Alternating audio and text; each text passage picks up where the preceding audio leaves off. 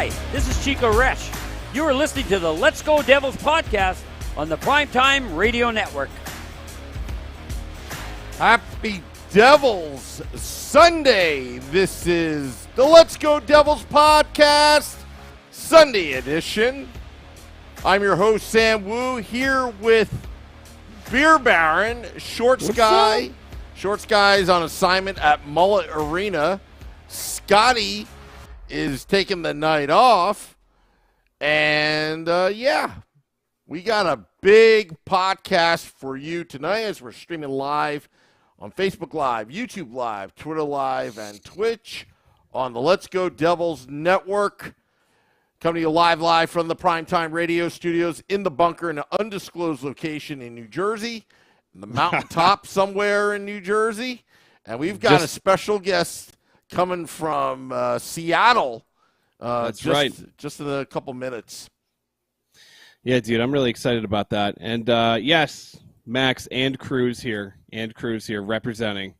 I got to tell you, bud, I was watching that game today, and I know we're going to talk a lot about it throughout the podcast, but I have to tell you, there's a different level of confidence when you see Vitek Vanacek in net, and he made some outstanding saves. And don't get me wrong, Mackenzie Blackwood had a pretty solid game the game before against the Seattle Kraken, but this one, it felt like Vitek really stole the show, really stole the game for the Devils because they left him out to dry a few times, and he made that one diving where he's diving back to the I forget who was trying to tuck it in, but dove back and then just caught it with the edge of his blocker and saved a goal that ended up going off the top of going off the crossbar.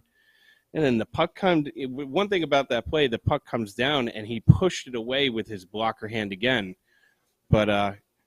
It's just I think I don't want to say it, but I want to say it. It's like when you're like seeing someone, you're like, I don't want to call you my girlfriend or boyfriend yet. I don't want to say it yet because I don't want to jinx it. But I think he might be our number one.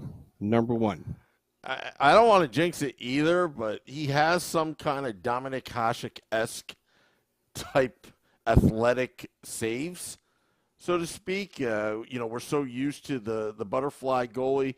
Those that are textbook butterfly, like Carey Price, goalies like that. But when you look at Vanacek, it's nice. I mean, there was one save. So I think Chico Resch mentioned this on the Devils Hockey Network. That there was one save that he made that it wasn't. He didn't go into the butterfly. He just let the puck hit his pad, and stood. So, again, Vitek Vanacek, again, I still love the tandem at Beer Baron. I still like the tandem because it gives Vanacek some rest. You don't burn out your number one goaltender. But I think he is the number one right now. But I think also Mackenzie Blackwood is going to do his best to make the coaches have to think who they're going to put in net. So I think both are playing very well because Mackenzie Blackwood against the Kraken, I mean, there were point-blank range shots that he was just saving. You earned that point, essentially. Oh, he definitely earned that point. And, I got to tell you, you go into overtime, and it was weird when that play happened where the Penguins had the puck. They come in, they shoot, and before anything happened, I went, whoa, I heard a whistle. Like I said, I heard a whistle. And then they shot and it went in. And I was like, what? And so I didn't know what was going to keep in mind. The entire game, it felt like the referees were like, let them play. Because there was a few plays that had me scratching my head. There was one play in particular where the Devils ended up taking a minor penalty. I think it was Severson's high stick. But in the transition going the other way, right before that penalty happened, Eric Halla Eric Halla got tackled onto the ice. And there is absolutely no call. And, the play goes the other way, and Severson ends up taking that high sticking. And there was also, I don't know if it's overtime or right before overtime. I think it was right before overtime, like towards the end of the third period, where Sharon Govich was, going across the blue line, and he gets tripped, like blatantly tripped. And absolutely no call. So there was some some pretty egregious calls. So thank goodness that they got it right in that overtime. But at the same time, it was so obvious that there was another. They had 4 guys on the ice at the time. So I'm just glad that the call went our way, and then Dougie Hamilton.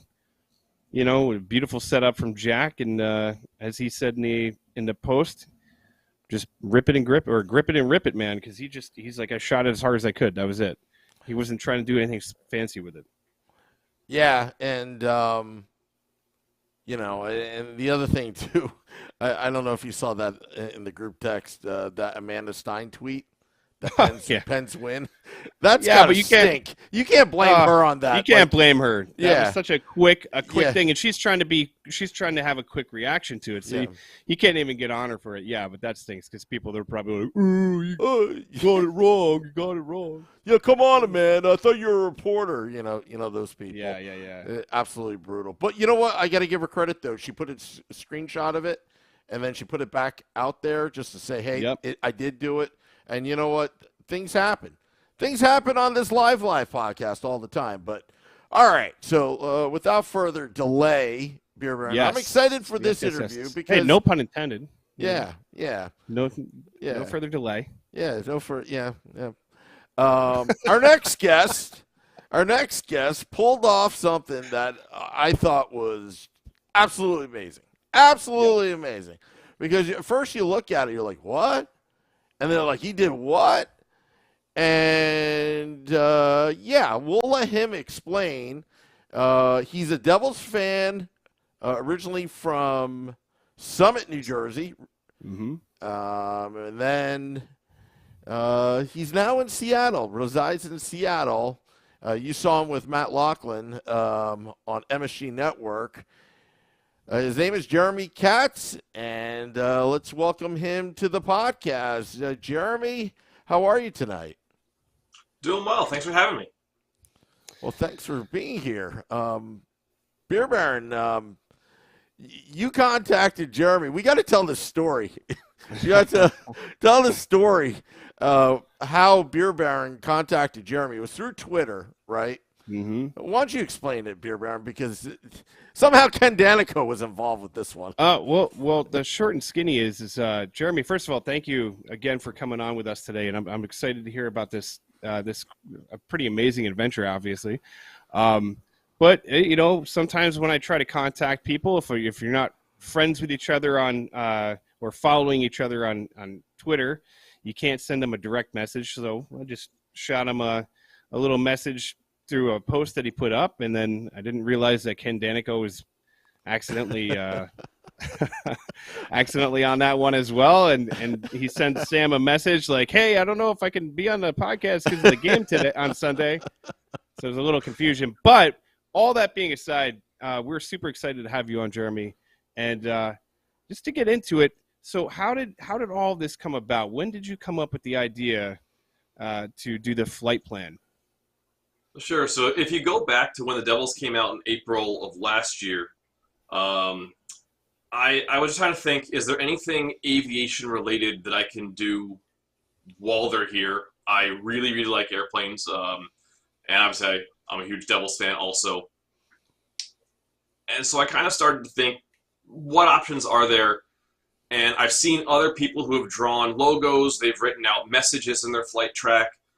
Boeing on occasion will take their really long test flights when they've got to go up for 12 hours or something, and they'll draw a picture over the entire country. And obviously I can't do that.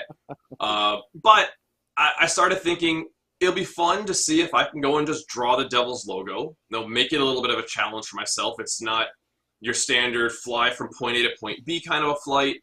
It's not go fly somewhere, circle around it, and take some pictures, which I enjoy doing, but this would be something different. And when the schedule came out, I went and circled it on my calendar. Obviously, I knew I got to get tickets and go to the game. But I just put a note at the beginning of the week saying, if the weather's decent, go try this.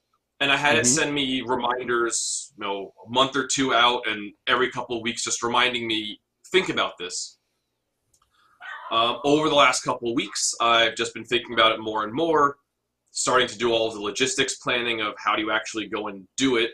Obviously, the flying part is what it is. But out here, there are a lot of concerns about what the weather could be, what the terrain might be. Since it just follows your track as you go, the last thing that you want is for some other airplane to get near you. You've got to go fly away from it, and the whole thing is ruined. So choosing a location there, now that matters as well. So the last couple of weeks I've spent really just figuring out how do I put all those logistics together. And Tuesday rolled around. I had everything set up. The weather was not great, but it was decent and acceptable enough. So took off and I went and tried my best.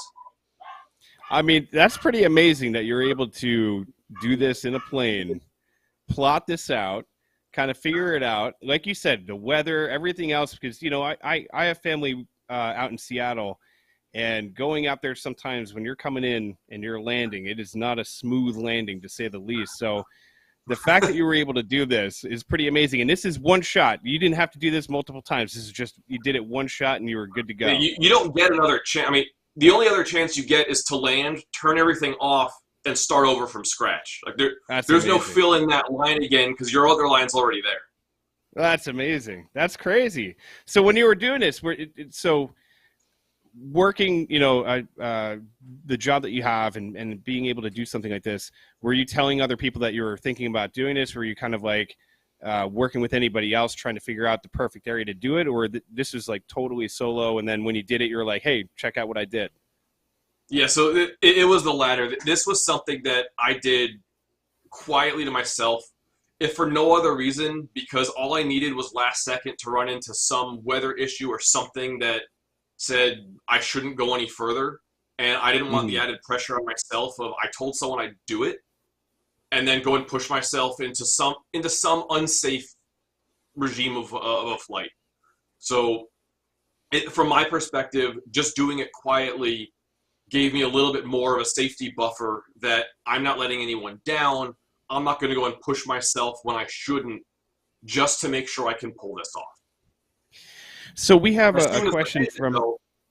As soon as I landed, I immediately pulled out my phone, checked it, and a couple coworkers that I went to the game with, I texted all of them and like, check out what I did. Which is pretty awesome. So Max, one of our friends over here on the YouTube live group, he wanted to know, was the loop already plotted in your flight plan, or did you have to like freehand that part into it too? So there wasn't really a flight plan per se. I traced the entire logo out with the circle on the on a transparency. You know, go back to school 20, 30 years ago. Those kinds of transparencies, you can still buy them. I traced everything out there, and I just put some marks on it. And I've got an iPad with me that has all of my charts and it has GPS.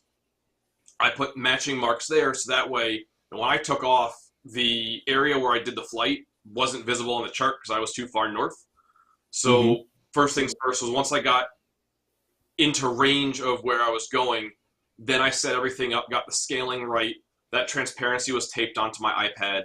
I did the NJ part first because I figured it's a bumpy day, it's windy, it's night, it's rainy, it's not great weather. Just in case I can only get part of this done and then I got to go back. If I just got the NJ and all the horns and everything and the tail, that would have looked pretty good on its own. So I figured, let's get that done first. And if the weather holds, I'll go and fly the circle also. Now, some people wonder if, you know, you had to go pretty far away from Seattle because you would never be able to do this over the greater Seattle area. Am I correct about that?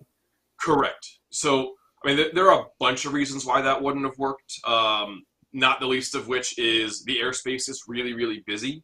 So there is a spot where I legally could have done it, but the odds that I could have done the entire thing with no plane getting in my way is next to nil. Yeah. Yeah. I mean, that is pretty amazing. No matter which way you cut it, the fact that you were able to take this transparency, put it onto your iPad, kind of navigate using that, figure this out, and actually do it is absolutely incredible. But how did MSG and how did everybody kind of get wind of it, and how did it kind of get traction on I mean, it got traction on social media, it got traction, you know, obviously the MSG network. set it up that you could have an interview with Matt Laughlin. There's news, a bunch of the news channels out here were airing it and kind of put it out there. So how did it get traction, and then what happened when it did? Like, how many people reached out to contact you for interviews and things? Sure. So when I got home, first things first, I was behind on Devils games, so I wasn't going to Twitter, I wasn't going to Facebook. I just went and finished that Kings game, watched the entirety of the Sharks game, and then it was 1:15 a.m., and I put something up. And I think I only tagged the Devils at that point and didn't really do anything else. Yeah. And then come the morning, I got to work. I decided, well, let's tag some other Devils accounts. Let's tag some of the Devils reporters that I've seen, just the ones who do a lot of the Devils stuff. And then I went to a meeting for half an hour. And then I got back and my day was shot. It was just, I thought some people are going to have a little bit of fun with it and they'll enjoy it. They'll smile. The response I got was unbelievably overwhelming. Just everyone was reaching out. So the Devils contacted me, just as people started retweeting it more and more. So then I started getting New Jersey media, so print and TV over there. One of the Seattle stations eventually picked it up. I think TSN in Canada got it. Yeah. So it just it blew up way beyond what I was expecting. When the Devils retweeted it, then the NHL retweeted that. Yeah. So I just started getting various messages of, hey, can we do an interview with you? Can you give us some more information? And the Devils reached out to get information about doing some things at the game. So you saw the MSG interview. Separately, during warm-ups, they came down and took some photos of me, which went up on Twitter, and they wrote an article that was on their page. That interview was after the first period. But as soon as people started seeing me get the pictures taken, then they started requesting pictures with me so they could brag, like, hey, we met the pilot, check this out, to all their friends that weren't at the game. So a little more than I'm used to, but it was a lot of fun. Now, did anybody at work reach out and say, like, call you Hollywood or anything like that? Or are they looking at you like you're world famous now? Or there are some people who don't know whether they can still talk to me. That's great.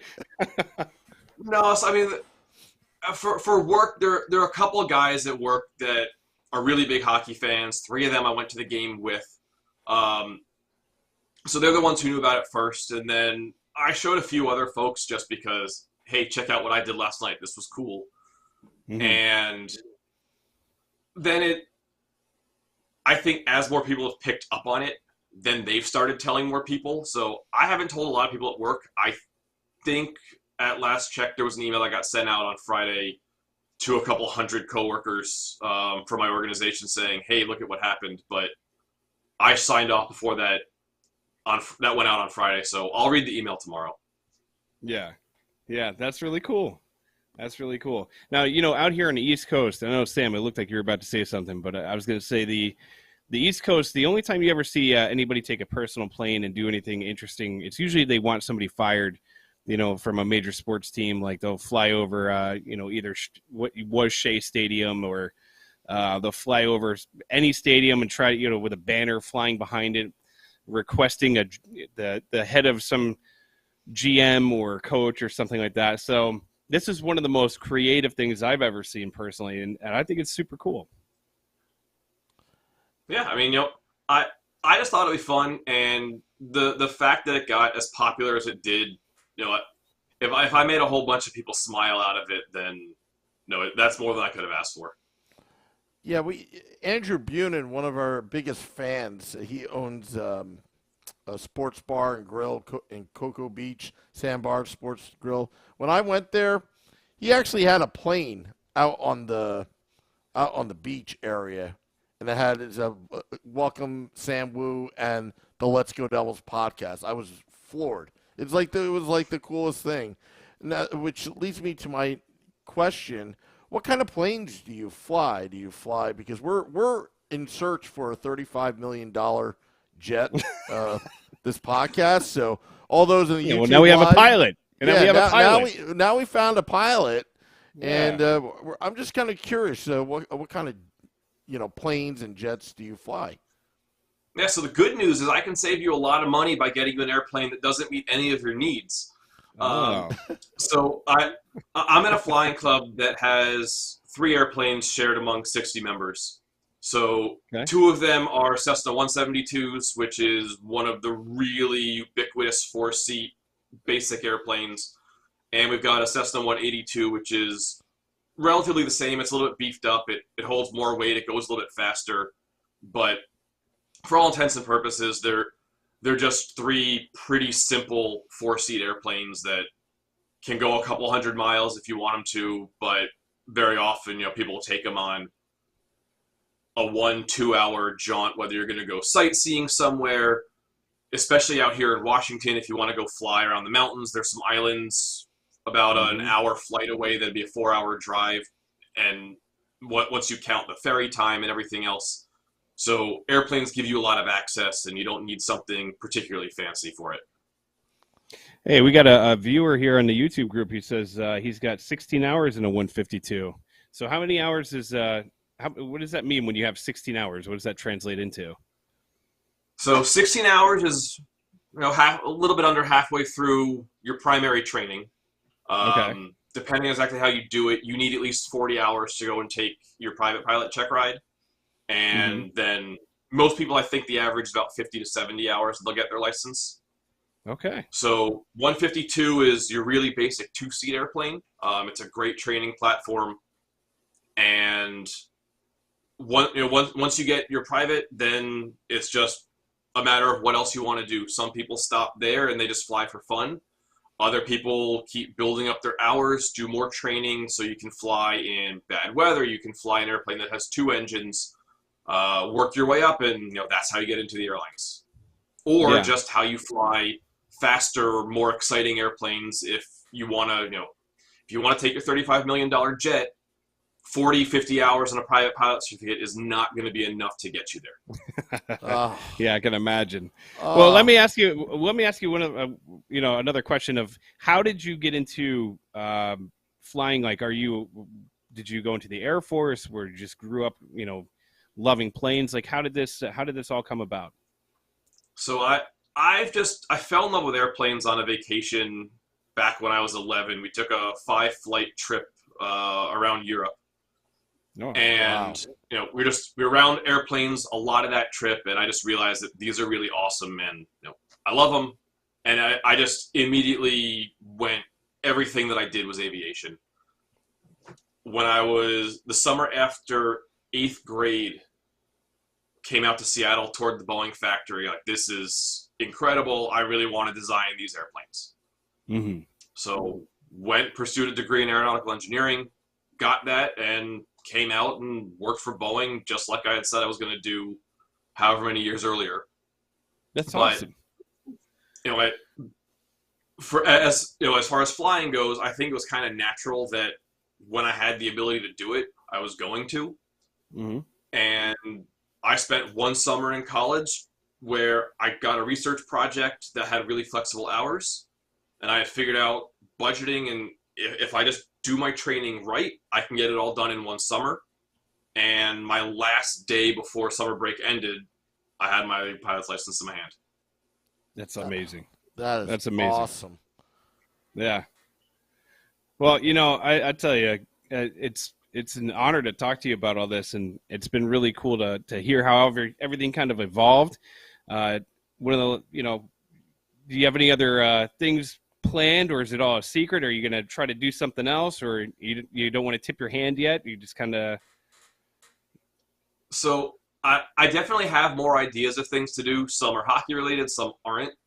As I've said on a couple occasions, I definitely want to do the Stanley Cup, but the Devils have to win it first. So I'll go out and just say, when they win, you'll see the Stanley Cup in the sky. There you go. So this year, you're saying 2023, when they raise the cup, when Nico, when Nico lifts the cup, we'll be able to see. And you should get I don't know if you can get a bigger plane to do it, but you should do one where it's like across the whole country, so we could take over the whole country when Boeing has one of those 12-hour flights. I'll go off the flight test and let them do that for me.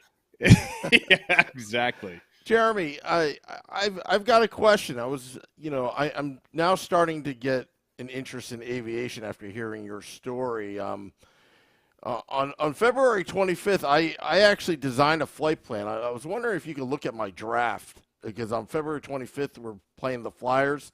We're having a big thing at American Whiskey, and I'm going to put it up on the screen. I drew my own flight plan for that game.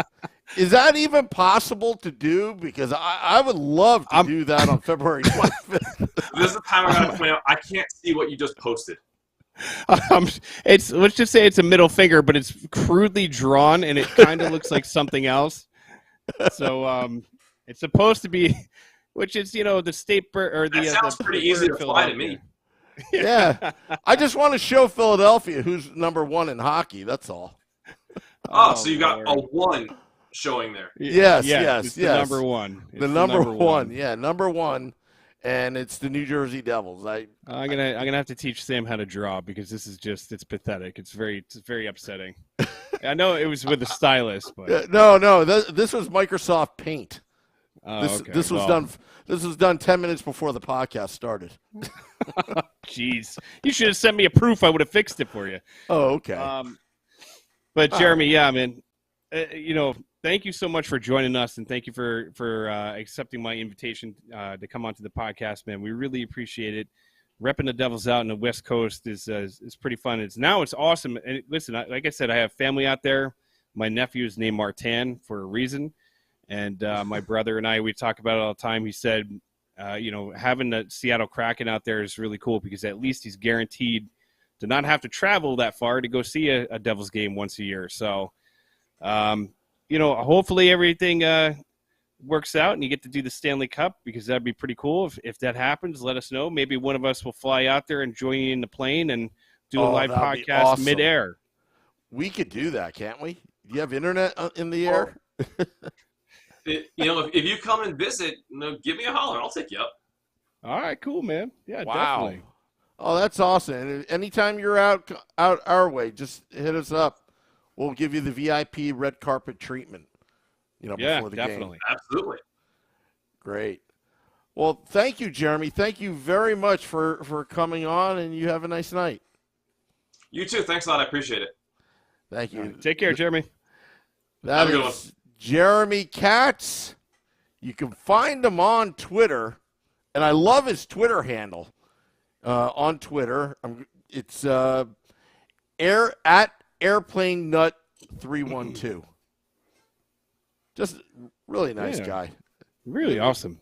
Yeah. Seriously, when that story broke, so my wife's cousin's husband, so I'll just call him my cousin because it's easier that way. He sent me a text. He's like, dude, check this out. And I was like, there's no way that somebody actually did that. There's no way that's real.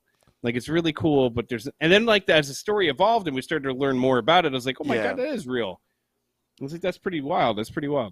But I do have to say, I want to break away from hockey for 1 second, and I want to say something about our beloved New York Giants before we go any further. Because looking at that helmet behind you, I have to say I'm very disappointed with what happened yesterday. The middle finger to Philly. I mean, that was not a fun experience watching that game yesterday, and sucks, absolutely sucks. But that's what it is. They're a building team. It's like watching the Devils. They're going through the same thing. So they're going through, a building process where they have a new coach, new GM, who are proving that they're, worthy commodities to the team, and hopefully they're building a winning franchise, or not a winning franchise, but bringing a winning culture back to the franchise is what I was hoping to say. Just like, just like the beloved New Jersey Devils here, trying to get into the right way. And I'll tell you what, the Devils just matched their win total in points for last year tonight. Think about that for a minute. Crazy, right? Just absolutely crazy. Like, Scotty was saying the same thing on Devils After Dark. I feel like I'm consoling Giants fans today, including myself. Like, I tweeted it out. I tweeted it out last night. I was like, what a waste of time. Yeah. I'll never get Max- those hours back. Max said that they took the imposters out. Hey, man, whatever. It's all good. Don't worry about it. Yeah, Stephen Engel's right. Last year was 63 points, and now we have 64. 2 points behind Carolina. I was hoping that Carolina would lose yesterday, so that way we could find a way to sneak past them. Still 7 points above the New York Rangers, which is very nice, and getting some cushion between those teams at the bottom there of the playoff chase. So the Devils are in a good position. They keep moving in the right direction, and in their last 10, I believe they're 7-1-2 or something like that, and or 7-2-1. No, 7-1-2.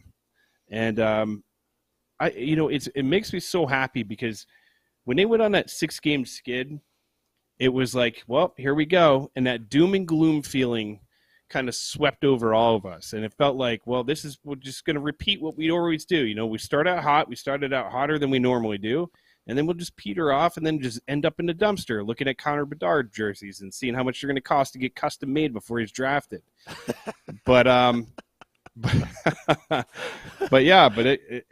it's fun, dude. It's like, it's been fun to watch, and they're winning these close games. And he said on the broadcast tonight, these are the types of games that you have to win if you're going to be a playoff team. If you're going to be a playoff team that can go and make a good run, you got to be able to win a 2-1 game. You got to be able to hold on. You got to be able to come back and win those, the chippy games like they did in LA or not in LA. In LA when they came back and Jack Hughes scored late and then they win it in overtime.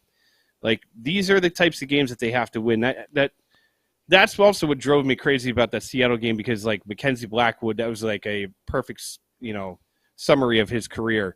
Play lights out, let up, 1 or 2 kind of whatever goals, and then you get into the overtime where you have one amazing save, and then you have a goal let up that looks like a Bantam player shot it on you. So I don't know, man.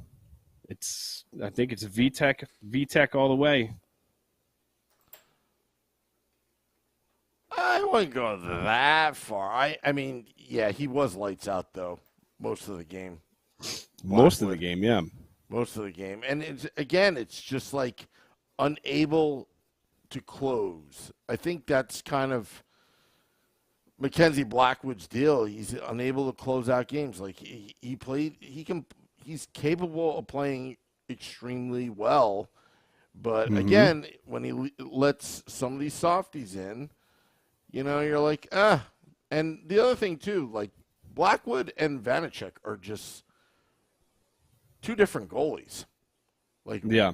When you watch their style, and I think Vanacek is more efficient with this game, and I just hope that he's going to be fresh by the end of the season. And the Devils beat a good team tonight or today. But they got the Vegas Golden Knights. They've got the Dallas Stars and Nashville Predators coming up before they take break. I really think that the Devils, Beer Baron, I think they're going to finish strong. And they took that first game. And I think what the beauty of that 6-game winless streak, so to speak, when they were in their free fall, was they were able to stop it. In years past, that 6 game it would have been 8, 13. 9. Yeah. Yep. And erased everything that they did in the beginning of the year. It almost did. I mean, almost. But they had the cushion. They had to use their insurance policy right away in December. Oh, big time, yeah. But they've kind of built that back up. I mean, I said this on After Dark and in Game Day Live that it's like they're in a very good position right now. They're hungry enough to try to get that first place away from the Carolina Hurricanes, which were kind of the anointed first place team in the Metropolitan Division before the season started. And they're padding a lead over the Rangers, the Penguins, the Capitals, and the other teams in the Metropolitan Division that just happen to be pretty decent and pretty good. The Islanders have kind of fallen off track. They're struggling right now. So, I think the Devils, again, if you were to tell me by the halfway point of the season, or a little bit over, by All-Star, that the Devils are only 2 points behind the Carolina Hurricanes that are in first place, I'd take that any day. And here's a stat that should pop right off the page. The Devils in the Metro lead the Metro with goal differential. Second place right now is the Hurricanes with plus 27. Okay, the Rangers are plus 22, Washington plus 17, Pittsburgh plus 10, Islanders plus 5, and then Philadelphia minus 22. And good lord, the Blue Jackets are a minus 61. Wow. The BJs are minus 61? Whoa. That is the worst in – oh, no, never mind. Anaheim, minus 86. Good Lord. But your New Jersey Devils are plus 40. In fact, and I'm going to double-check this, I think they might be third. Yeah, they are third because they're plus 40. And number 2 is Dallas with plus 43. And then there's Boston, who's on a different planet right now with plus 77. So Boston is just, I don't know what they did. Linus Ullmark, who was, a tandem goaltender in Buffalo, all of a sudden becomes the next Martin Brodeur, and they are scoring in absolute buckets. I mean, they won tonight 4-0 over the Sharks. In fact, that game just ended. The Jets beat the Flyers 5-3. The Kings beat the Blackhawks 2-1. We beat the Penguins 2-1. And right now, it's in intermission in the second period, is the Coyotes are winning 2-1 over the Vegas Golden Knights. I bet your shorts guy is probably had 12 to 16 beers by now. I hope so. I would if I were him. And if anybody's interested right now, the Dallas Cowboys have 10 seconds left. They're down 19-12 to the San Francisco 49ers. San Francisco just calling a timeout. I don't know why. But it's 3rd and 10 on the Dallas 24. So it is not, unless there is a miracle. I don't want to jinx that. Knock on wood, because you know what? I dislike the Cowboys as much as I dislike the Eagles. I do not want to see them have good things. So we never hear the end of it. You cannot have any kind of Philadelphia team win anything. See, okay, yeah, I agree. I rather the Eagles, because once the Eagles won a couple years ago, because the big thing was always you could hold it over their head like you've never won anything kind of thing. But when they finally won and the town went crazy and they were greasing the light posts and people were eating horse poop in the middle of the street. I was about to say that. Once that happened, it's like, whatever. Okay, now they won fine. Like now they have that championship. And it took some of that, like, the vitriol in between the two teams away. It's whatever. But with that being said, I don't want to see him win again. So I would like the San Francisco 49ers to go out with a fourth-string quarterback who's, I think, Mr. Irrelevant. I think he was the last pick in the NFL draft to go out there and beat the Philadelphia Eagles. They're going to have to go to Philadelphia and do it, which is a tough task, as the Giants found out. No, we are not a football podcast, but yes, it is that time of year where we get the chance to talk about it. And if your team wasn't even in the playoffs, you could suck it, so I don't care. But it looks like we're 6 seconds away, 3rd and 10. Beer Baron, we are a hockey podcast. I know. I'm just it's football season, baby. Football season too. But going back to the game tonight, there's something that I noticed that they were talking about on a broadcast that I found very interesting is the fact that they shut down the middle of the ice. Like the Devils, every time they got into the Penguin zone, defensively, they were really playing a great game against the Devils. And I mean, like, it felt like the Devils were matching it tip for tap for a good portion of the game. And that's the game, folks. The 49ers have defeated the Cowboys. Thank you, 49ers. Woo. But you saw a pretty solid game, but it really was Vitek Vanacek that won the game tonight. And the Devils, as much as I love them, that fourth line, as good as they do in certain areas, like Mikey McLeod was winning faceoffs against Sidney Crosby in some pretty clutch times. And there's a lot of, defensive hockey that was being played by those lines, or by that line, that really they stepped up. But they need to start scoring too. We need to start getting that third line, fourth line goal. We need to start getting guys like Miles Wood has to get going again. Sharon Golovich has to get going again. There's guys on the team that can score, and hopefully they start to pick it up where they put a couple in the net where we're not constantly relying on Jack or constantly relying on Nico or the top guys. Although they are paying, dude, Jack has 30 goals this year, so he's doing what he has to do.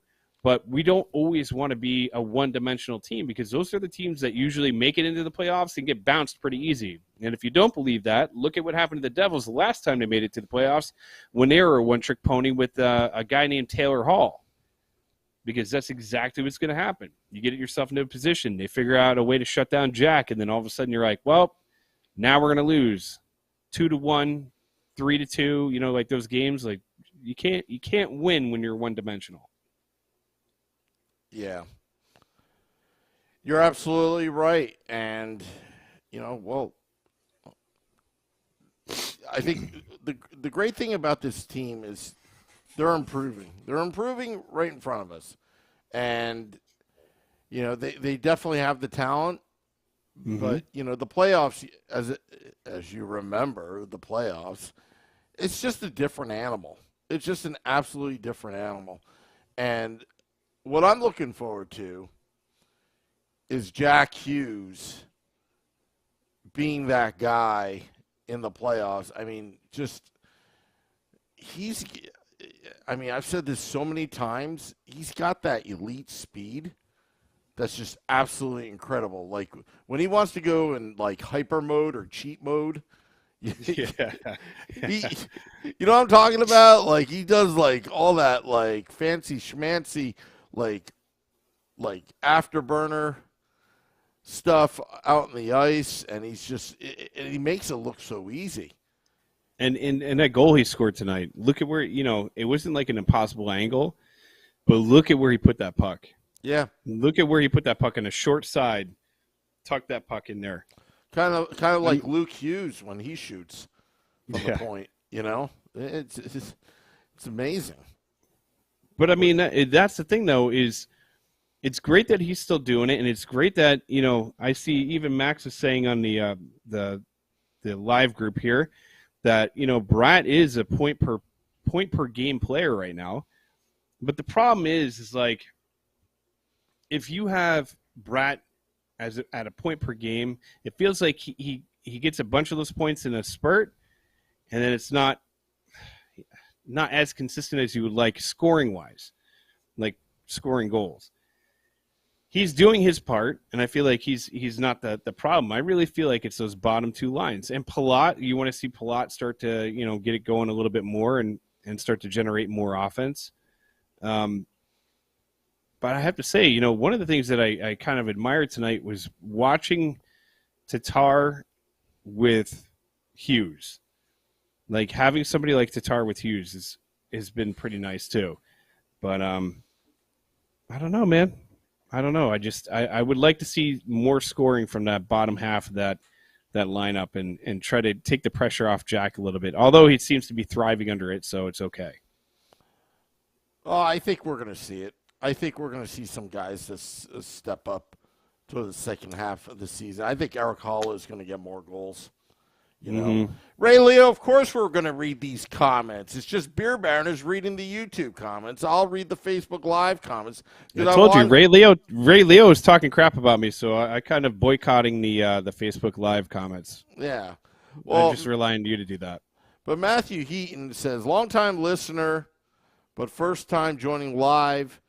Been a Devils fan since '93. Love the podcast and all the insights, especially living in the hockey black hole that is the state of Georgia. He says, Jeremy, I love the creativity and awesome dedication with the thing he did with the plane. Well, thank you, Matthew, for tuning in, bud. Yeah. Appreciate it. He also says Devils fans showed out really well during this West Coast road trip. I love how the Devils annexed California and earlier this year Western and Eastern Canada. It's true, though. They swept Eastern Canada. They swept Western Canada. They swept California. They swept California. The boys are buzzing. This year it's different, man. This year's different. Like, you know, we talked about it before, that losing streak they had, that 6-game losing streak. It's a bummer because if they would have won like 3 out of those games, if they would have gotten points in a few of those games, they'd have such a better cushion right now. And that's what's crazy about the Metro is so tight. Even when you get like, because you remember at one point we were all looking at the standings and everybody was like, damn, the Devils have like a 14-point cushion on the next team behind them. And all of a sudden that 14-point cushion went like gone, done. Yep. Carolina caught up real damn quick. The Rangers caught up real damn quick. And that's the problem is like you can't – it's not like some of the – like the Pacific, I feel like you can skate away with that division a little bit if you had what the Devils had going on. I mean, hockey's great because there's a lot of parity, and you're not going to have a team. I mean, Boston right now is kind of just running away with the league. But also keep in mind that means nothing. How many times have we seen a team win the President's Trophy and go into the playoffs and get bounced in the first round? You know, look at the Florida Panthers last year. Everybody going into season, everybody was looking at the Florida Panthers and they're like, they're legit. They're going to be making a deep run. They're a legit team. They got it together. They're going to win the President's Trophy. They could do no harm. And they got into the playoffs and they got bounced out. So it's a matter of everything's got to fall. You know, your goaltender's got to be hot. Your team's got to be healthy. You got to be playing good hockey at the end of the year, not playing from behind all the time. All right. I jumped onto the Facebook Live group just to take a peek. Oh, I see you watching. I jumped on. Jason says that Wood is terrible. MC, Sivo, Wood, Boquist, Holla, even Igor. Yeah, dude, I mean, I love you too, Ray. Right back at you, bud. I miss you. Hello to Stacy White. I got a question, though, for OMI goodness. You were at the bar today, OMI goodness. You got there at like, what, 10:15 a.m.? Where did you go afterwards? Oh, boy. Our fans get to the bar early at American Whiskey. Heck yeah, dude. Heck yeah. Beer for breakfast. Primetime seats, man. Primetime seats. Oh, Beer Baron. I didn't tell you. Yeah. But I told the listeners before. Big things happening at American Whiskey. That the Let's Go Devils podcast and their fans can order off the menu. So there are going to be some items that if people want it and they listen to the podcast, they know what to order off the menu at American Whiskey. Very cool. Yeah. I like that. Very cool. Like chicken tenders. If you say that you are a Let's Go Devils podcast fan, you'll get one extra chicken tender to throw. You know. Oh, see? There you go. There you go. There you go. Pretty nice. Or you can eat it if you want to, not be a savage and not throw it at people. You can. Or maybe we'll have waffle fries, with that whatever sauce that Jeff used to make at a tavern. I miss that. I miss that place. So, by the way, OMI said he was at A&W, and then he went to Reds, and back to A&W again for a bit, and then went to the arena for the game. I'm starting into so a little note from Shorts Guy, who's at Mullet Arena in Arizona. He's starting anti-Cowboys chants right now in Arizona. So that's how you represent out there. I'm loving it. He's having a good old time at Mullet Arena. So Max has a question for Sam. It says, Sam, when Jeremy said it's a beefier version of the other plane, we need a beefier version of Heischer. That's my only complaint about our captain. I think Heischer's handling himself all right. Yeah, he gets thrown around. He always looks like he's about to take a dump on the bench, or like he does. Or so he's like, shouldn't have had those beans. But he's always got a face like he's a miserable pain. I'm like, is this guy playing on 2 broken feet or something like that? Like, holy cow, what the hell's going on with him?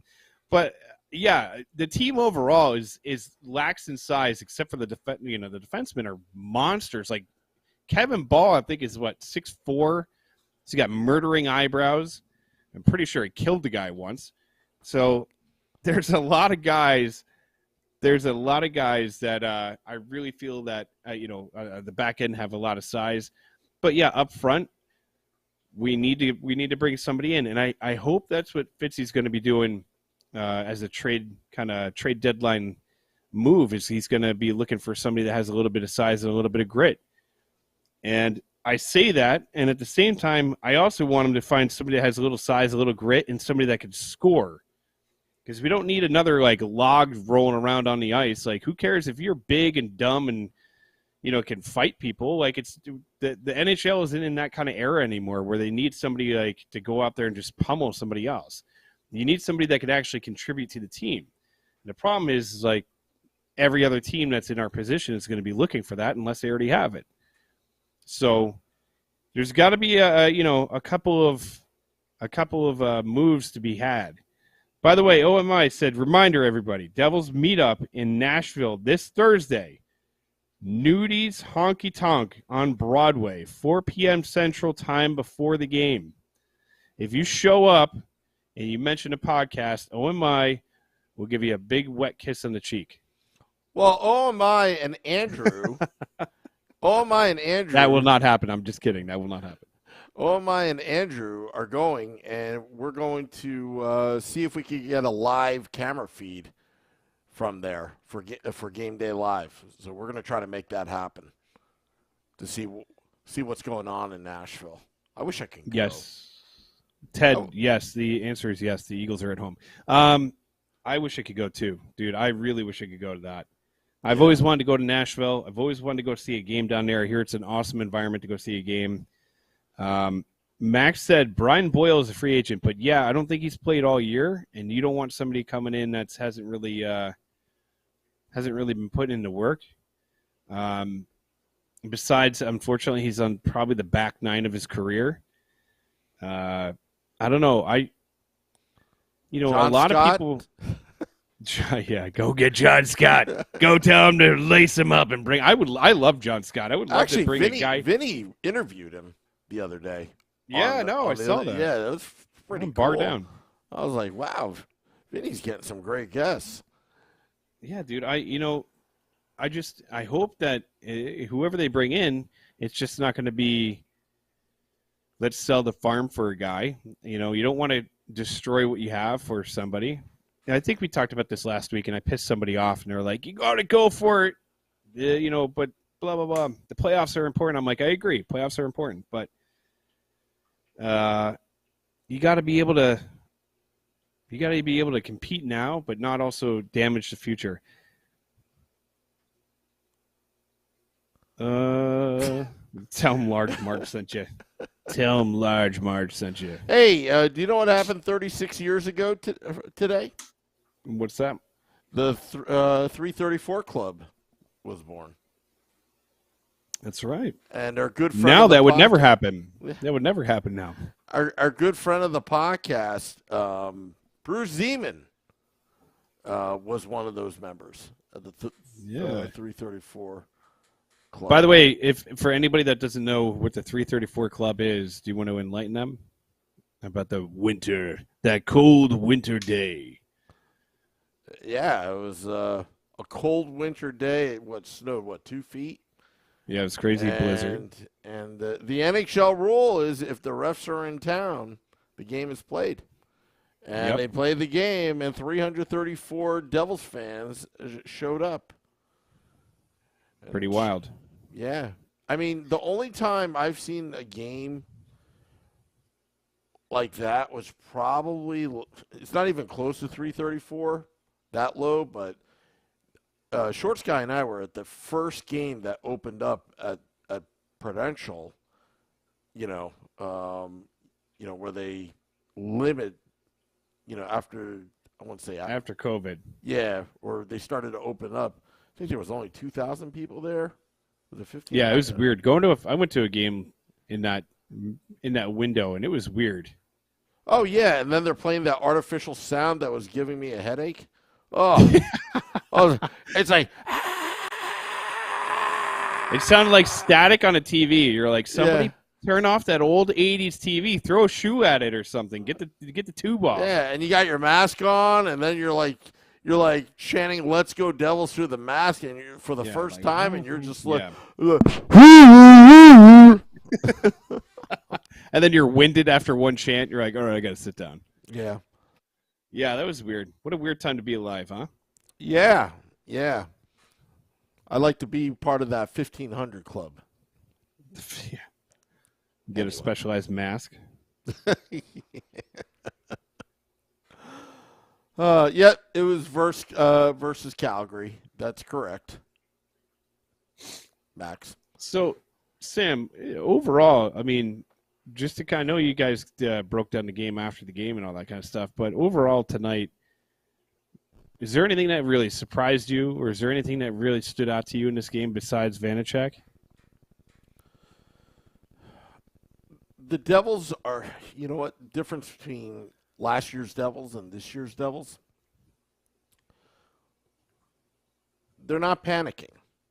They're not. That's the truth. Yeah, they're not panicking, and I think the maturity right now is their biggest asset because anything can happen. You could get flustered, all that, and last season they had some good parts of the season. It was just when things went bad, it just went bad to worse to just the bottom falling. You're taking some groceries home, and then it's just all the stuff in the bottom of the bag just falls out. And yeah, that's they're not doing that anymore. And I think a lot has to do with Palat, and Nico stepping it up. There's things that I would like them to do better, but they're not panicking. And when they're winning games, they act like they've done it before. They're not going too crazy because they know that there's another game on Tuesday. So that's what stuck out to me. And that's been the theme for a couple of these games where I feel like last year or a couple of the years before last year, the last couple of years, we could say, they would get down 2-1, 3-1, 2-0, whatever the case may be, and they would just pack it in. Where this team, they constantly fight. And last year, you think about it too, how many games did the Devils, and I wish somebody has a stat somewhere, maybe somebody out on Facebook Live or YouTube Live could look this up. But last year, how many games did the Devils lose after they were leading? So how many times did the Devils get a lead, whether it be 1 or 2 goals or more, and end up blowing that lead? Because it felt like it happened a lot last year. Was it like around 31? There's no way they lost 31 times after having a lead. I thought it was... Somebody's got to look that up. Come on, one of you guys out there, help us out. Throw an assist out there. Get yourself an apple.